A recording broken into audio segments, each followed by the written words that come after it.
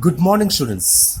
Now we will study the next subtopic of uses of potentiometer. The third and last use of potentiometer is to find out internal resistance of a cell. In the exam, the question will be like this: describe with the help of net circuit diagram how will you determine the internal resistance of a cell using potentiometer and as well as derive the necessary formula. Students, before derivation of the necessary formula, let us understand the basic circuit diagram of use of potentiometer to find out the internal resistance of a cell. Students, from P to Q, as we have seen here, it's a potentiometer.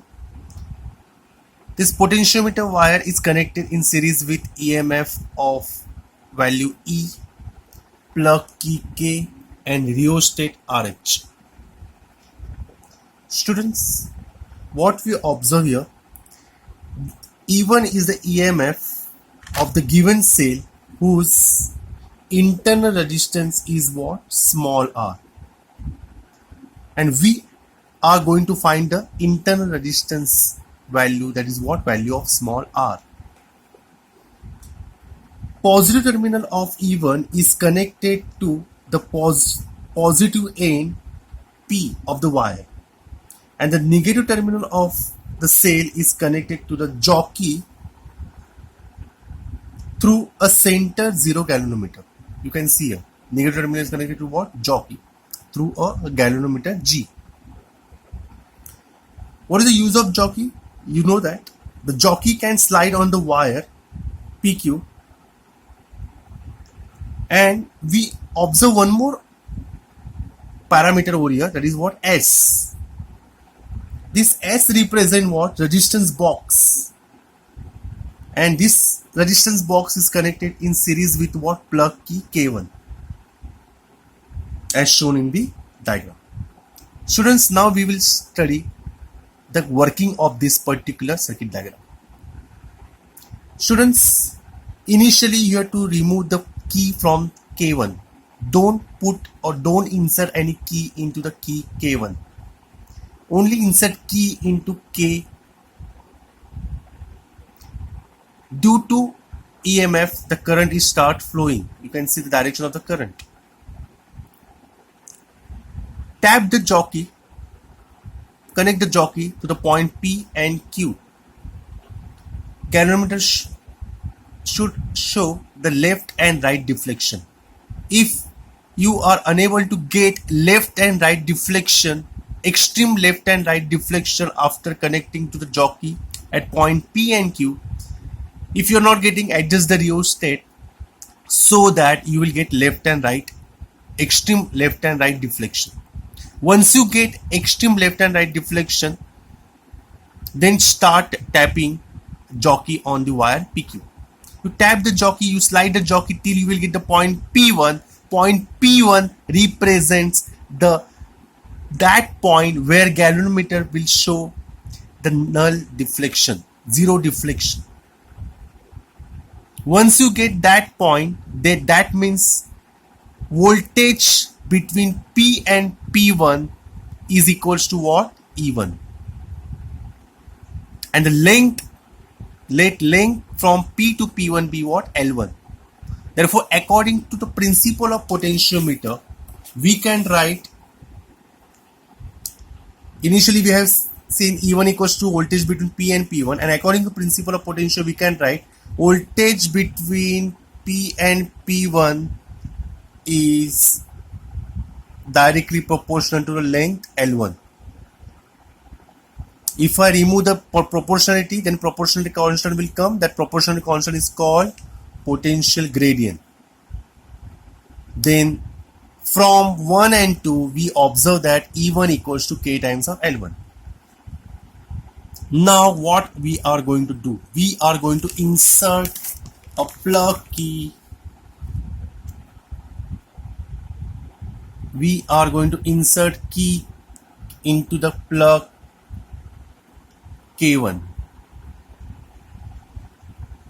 due to insertion of plug key K1, we observe that this particular circuit diagram will come into what?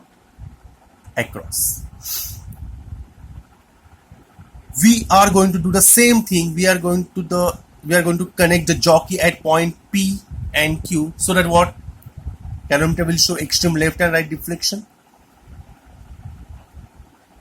If you are not getting, adjust the rheostat. Then tap the jockey from point P to Q. Tap the jockey till the point P2. That point P2 represent the current through the calorimeter is what? 0. That deflection is what? 0.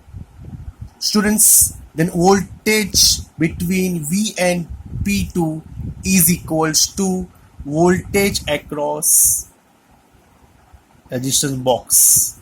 That is what? V. Students, now we will see the mathematical expression. V is what? Voltage between the point P and P2. Let length from P to P2 be what? L2. Then according to principle of potentiometer, voltage between P and P2 is equals to what? KL2. K multiplied by L2.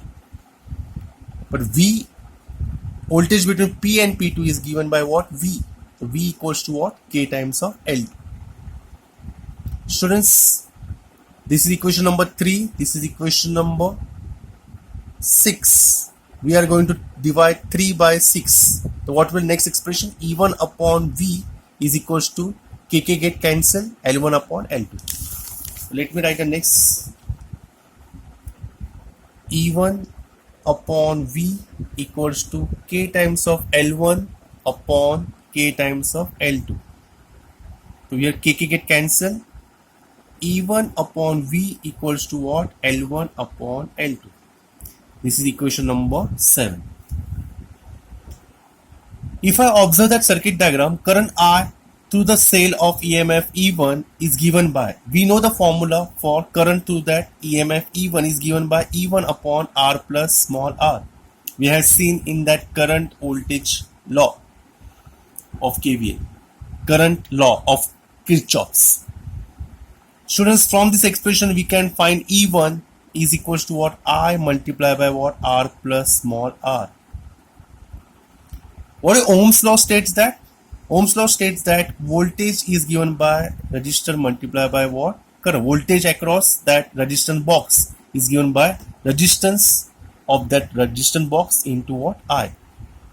Students, I'm going to divide this equation number 8 and 9. If I divide 8 and 9, then E1 upon V is equals to I multiplied by R plus small r upon R multiplied by I. I get cancelled. Students, now we observe that from equation number 10 and equation number 7, E1 upon V is a left hand side, right hand side of the equation number 10, and E1 upon V is a left hand side of equation number 7. If I equate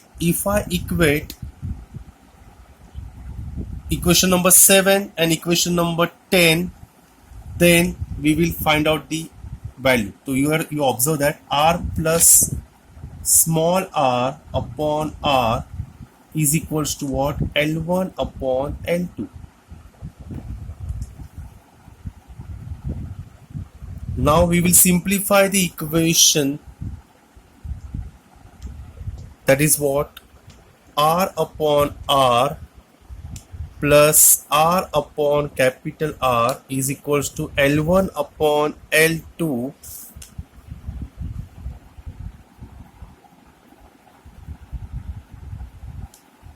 here RR get cancelled, which is what? 1 plus R upon capital R is equals to what? L1 upon L2.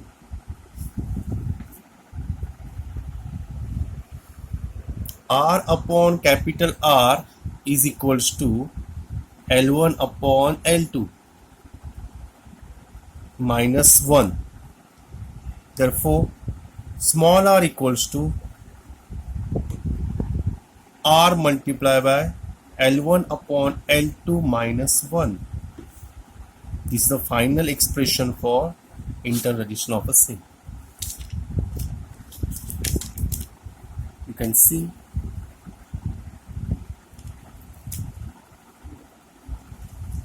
thank you very much.